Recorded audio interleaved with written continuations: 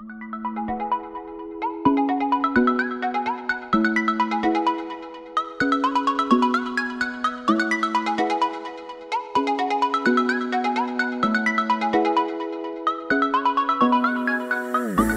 à tous et bienvenue dans cette nouvelle vidéo. Donc j'ai cru comprendre que vous aimez bien quand je parlais et que vous aimez bien surtout quand je parle de garçons. Donc aujourd'hui c'est un sujet qui je sais va faire pas mal enfin pas du buzz, faut pas exagérer, mais je sais que ça va faire parler et qu'il y aura forcément plus de vues sur cette vidéo que sur une vidéo de vlog par exemple. Mais j'ai envie de dire pourquoi pas, parce que j'ai envie de parler entre autres de sécurité, entre autres, enfin voilà, de pas mal de choses liées à mon expérience avec les garçons ici, liées à ce que j'ai pu entendre d'amis à moi, de filles que, voilà, que j'ai rencontrées rapidement, etc. Donc je voulais aborder ce sujet avec vous aujourd'hui, donc c'est parti.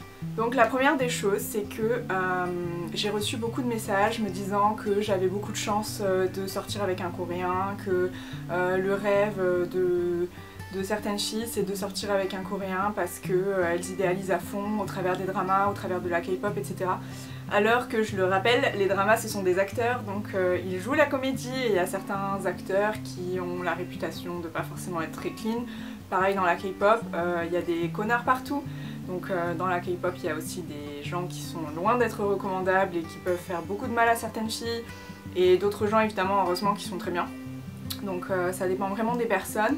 Et il faut pas avoir une image toute lisse juste parce qu'on les a vus dans une émission, on les a vus dans un drama, donc on pense les connaître et on est persuadé que tous les Coréens sont gentlemen, gentils, attentionnés, qui vont vous plaquer contre une porte pour vous embrasser sauvagement. Non, dans la réalité ça se passe pas toujours comme ça. La réalité c'est qu'il y a quand même pas mal de Coréens qui sont curieux de faire une expérience avec une étrangère juste pour voir ce qui change par rapport aux Coréennes et qui du coup sont pas forcément sérieux. Donc moi personnellement j'en ai eu l'expérience directe et j'ai aussi plein d'amis voilà, qui ont vu ça, enfin voilà, des gens comme moi d'ailleurs, hein, qui au bout d'un moment on dit c'est bon, on arrête les Coréens, on laisse tomber, on va trouver d'autres nationalités parce que les Coréens, il y en a quand même une grosse partie qui veulent absolument se marier avec une Coréenne et du coup s'ils ont quelque chose avec une étrangère c'est juste pour faire une aventure et voir un petit peu ce que c'est et entre guillemets se la péter auprès des potes pour dire ah ouais moi je me suis tapé une française, tu vois. Voilà, donc ça c'est la réalité. Après évidemment comme partout, comme je l'ai dit tout à l'heure, il y a des gens très bien. La preuve c'est que mon copain c'est quelqu'un de très bien, enfin en tout cas jusqu'à présent j'ai pas eu de problème. Voilà, il y a aussi des gens qui se marient comme Amélie, comme voilà, d'autres personnes, donc évidemment il y a des gens bien aussi. Mais si vous sortez en Corée, que vous rencontrez des Coréens, que vous tombez tout de suite sous le charme d'un beau Coréen qui passe de bar en bar et qui va en club et qui essaye de vous ramener à l'hôtel, concrètement vous attendez pas à une love story voilà, digne des plus grands films d'amour parce que 99% du temps ça se passe pas du tout comme ça. Le lendemain vous avez plus jamais de nouvelles du gars. Et il y a d'autres cas où là vous rencontrez quelqu'un sur internet, enfin surtout sur internet, hein, un Coréen, vous parlez longtemps avec, donc vous pouvez parler, enfin j'ai une amie, elle a parlé quand même pendant 2 ans avec un garçon coréen sur internet. Ils se sont rencontrés au bout de 2 ans, ils ont eu 2-3 rendez-vous qui se sont très bien passés, ou enfin il n'y a rien eu de sexuel. Et au 3e ou 4e rendez-vous, ils passent la nuit ensemble, à partir du lendemain, plus aucune nouvelle. Voilà. Et c'est arrivé, enfin voilà, un mois de rendez-vous avec des fleurs, avec invitation au resto, enfin voilà, on parle tous les jours, tout se passe bien, nanana. Et on passe la nuit ensemble, le lendemain, plus rien. Donc assurez-vous vraiment avec la personne d'être en couple avant de vous avancer. Bon évidemment sauf si vous avez envie de vous amuser, hein. Là je parle vraiment du cas où avec le garçon vous n'êtes pas sur la même longueur d'onde, vous pensez que vous êtes en couple et tout, mais il n'y a rien qui a été dit de manière formelle et que du coup pour vous vous êtes en couple mais pour lui peut-être pas forcément. Donc méfiez-vous parce que ça peut être, oui ils peuvent travailler entre guillemets, ils peuvent faire beaucoup d'efforts pour juste passer une nuit avec vous. Donc méfiez-vous là-dessus. Et la deuxième chose sur laquelle je voulais revenir, parce que j'en ai beaucoup entendu parler, j'ai discuté quand même avec pas mal notamment de françaises, mais je sais que c'est toutes les étrangères en général, hein. Je suis sur des groupes Facebook d'expats en Corée, où on voit des histoires mais hallucinantes sur des filles qui passent la nuit avec un garçon et qui se protègent pas. Donc voilà, donc il faut savoir qu'en Corée il y a très peu d'éducation sexuelle. La Corée c'est un pays très catholique, très pratiquant, ils sont beaucoup dans la religion et il y a un petit côté conservateur qui fait que il y a une certaine contraception. Donc déjà l'IVG est interdit ici, on peut pas avorter en Corée, on peut pas avorter officiellement en Corée, c'est interdit par la loi. Officieusement quasiment tous les hôpitaux à Séoul le font. Donc c'est faisable de le faire dans de bonnes conditions, c'est pas à l'arrière d'une boutique, au scalpel, ça se passe pas comme ça quoi, hein, mais voilà, officiellement c'est illégal. Et niveau contraception, les Coréens sont pas du tout au point. Donc on entend beaucoup de choses très stupides, très stupides. Du style, oui si c'est ta première fois, t'inquiète pas, tu peux pas tomber enceinte. Oui mais moi je suis pas sale, pourquoi est-ce que tu veux mettre une capote? Le rapport. Le rapport, expliquez-moi le rapport parce que je l'ai toujours pas trouvé. Voilà, pour eux, de toute façon, ils ont pas de maladie. La Corée, il n'y a pas de maladie, il n'y a rien, il n'y a pas de sida, il n'y a pas d'MST, il n'y a rien du tout, les Coréens sont propres. Non mais gros lol, quand tu couches tous les soirs avec des filles différentes, non, désolée mais je doute très profondément que tu sois propre. Voilà, donc il faut juste faire attention à ça et surtout... les filles, je parle notamment aux filles, mais c'est valable pour les garçons aussi avec les coréennes. Hein. J'ai entendu des choses pareilles où les coréennes disaient mais pourquoi tu veux mettre une capote? Moi j'ai jamais mis de capote avec mes autres mecs, je prends la pilule, il n'y a pas besoin quoi.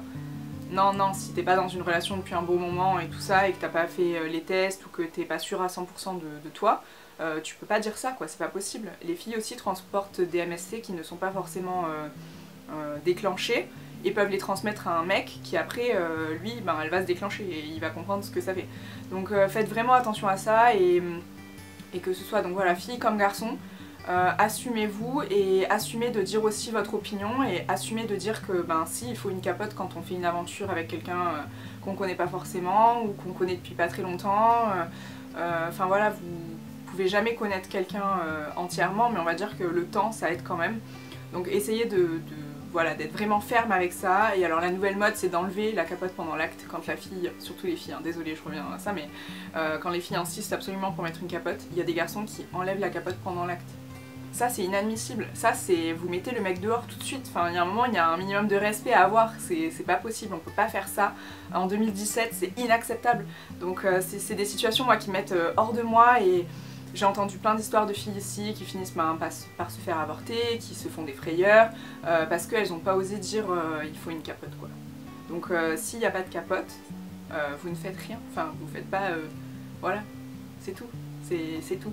Il n'y a pas à réfléchir, il n'y a pas à tergiverser, à discuter, il n'y a pas d'argumentation possible. C'est juste penser à votre sécurité, il y a des MST que vous pouvez traîner un nombre incalculable d'années, il y a le sida évidemment existe en Corée et ils n'arrêtent pas de dire que c'est les étrangers qui ont ramené... ceux qui admettent que le sida existe en Corée, ils disent que c'est les étrangers qui l'ont ramené mais faut arrêter 2 minutes quoi, les Coréens qui vont tromper leurs femmes dans les pays d'Afrique, non plutôt d'Asie du Sud-Est, mais bon il y en a qui vont en Afrique aussi, hein, et qui se tapent toutes les prostituées du coin là-bas et qui reviennent ensuite en Corée, ça me fait rire 2 minutes quoi, faut arrêter avec l'hypocrisie, les Coréens sont aussi... C'est pas être sale, hein, mais les Coréens ont autant de chances d'attraper des maladies sexuellement transmissibles que les Occidentaux. Donc voilà, faut arrêter avec cette hypocrisie et je trouve que c'est un sujet vraiment important.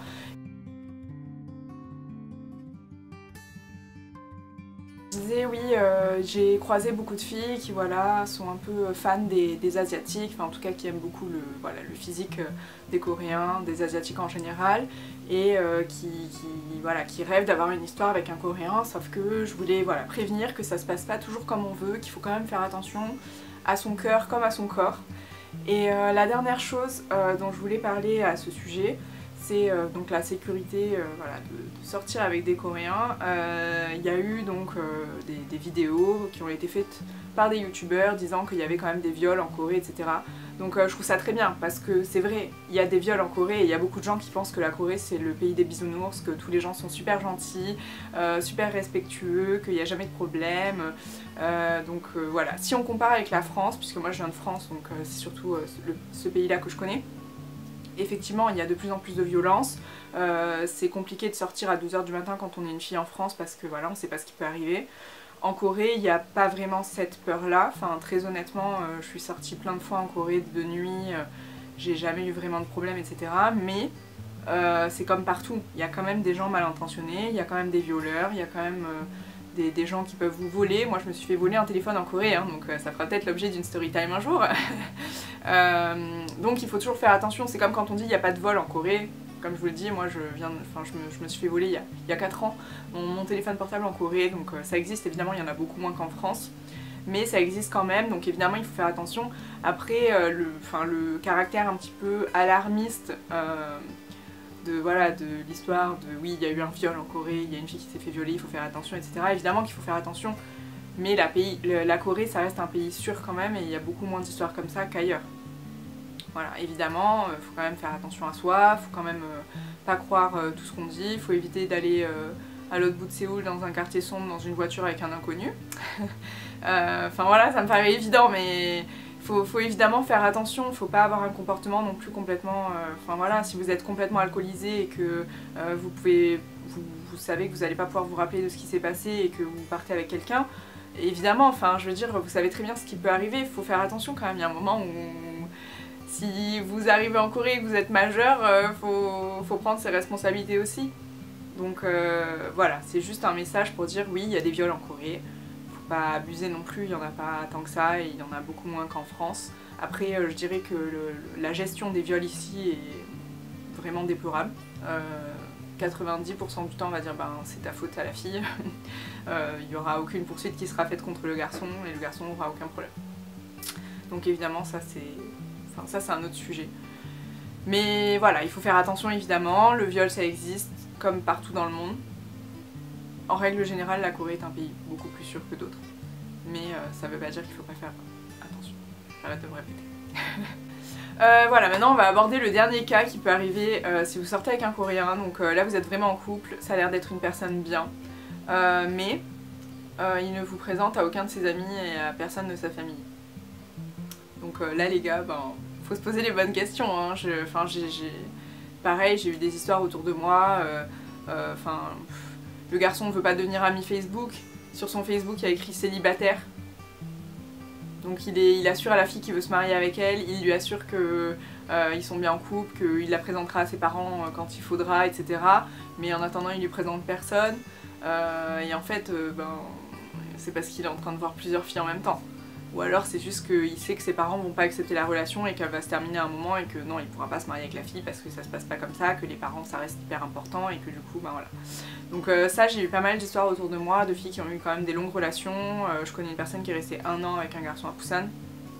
Et en fait, au bout d'1 an, donc, elle était rentrée en France, donc il s'est envoyé des cartes postales. Et le garçon les parents du garçon sont tombés sur une carte postale. Donc elle parlait bien coréen, etc. Donc toute la carte postale était en coréen.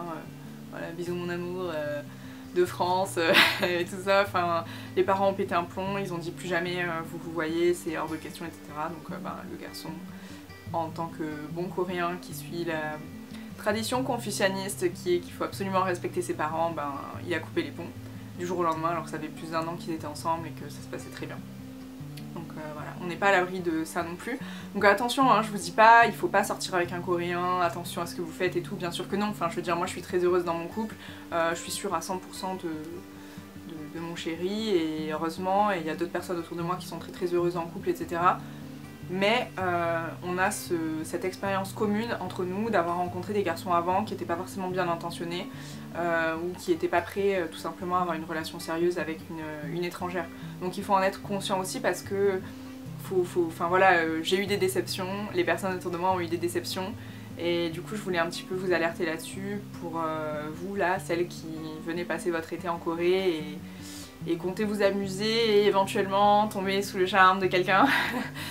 Faites attention à vous, voilà, c'est vraiment mon message final de cette vidéo. Donc voilà, j'espère que ça vous aidera et j'espère aussi que vous pourrez en parler autour de vous aux gens qui aiment la Corée, qui aiment les Coréens et qui sont peut-être même maintenant dans une histoire avec un Coréen. Voilà. Je veux pas être alarmiste non plus, mais pareil, les relations longue distance c'est très compliqué et il y en a très peu autour de moi qui ont fonctionné. C'est soit au bout d'1 an quelqu'un déménage et voilà on se met ensemble, soit en général ça dégénère et il y a quelqu'un, notamment le Coréen, pas dire trop de... Voilà. Je veux pas être... Enfin, je veux pas généraliser au niveau des Coréens parce que, comme j'ai dit, il y a des gens très bien. Mais c'est vrai que les Coréens sont connus pour aller voir assez facilement ailleurs quand même. Donc les longues distances que j'ai eues, enfin les relations longue distance que j'ai eues autour de moi, ça s'est souvent mal terminé parce que le conjoint coréen finissait par tromper, etc. Et que celle qui était en France, elle finissait par s'en rendre compte. Donc, et voilà, même quand il y avait des projets de mariage, etc. Donc je vous dis, ça peut aller loin et si vous avez des doutes, dans n'importe quelle relation, si vous avez des doutes, si vous avez un manque de confiance en l'autre, faites-vous confiance. Je veux dire, bon évidemment faut pas rentrer dans la jalousie extrême et checker le téléphone tout le temps en étant complètement paranoïaque, hein, je dis pas ça. J'ai juste qu'il faut vous faire confiance si vous avez de plus en plus de doutes, que vous êtes mal à l'aise avec quelque chose. Il faut en parler, il faut voir comment ça se passe, ou alors attendre un petit peu et voir comment ça se passe aussi. Et si vous voyez qu'il y a un truc qui colle pas, partez quoi, attendez pas, il y a un moment il faut prendre ses responsabilités aussi, comme je disais. Je sais que c'est pas toujours facile, surtout quand on est amoureux, mais faites-vous confiance.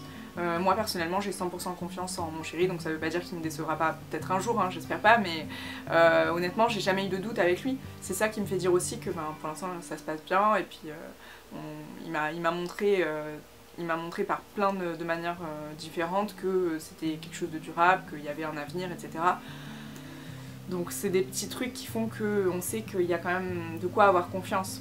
Si vous avez un doute, vous serez jamais à l'aise et de toute façon votre relation elle pourra pas bien se terminer, c'est sûr.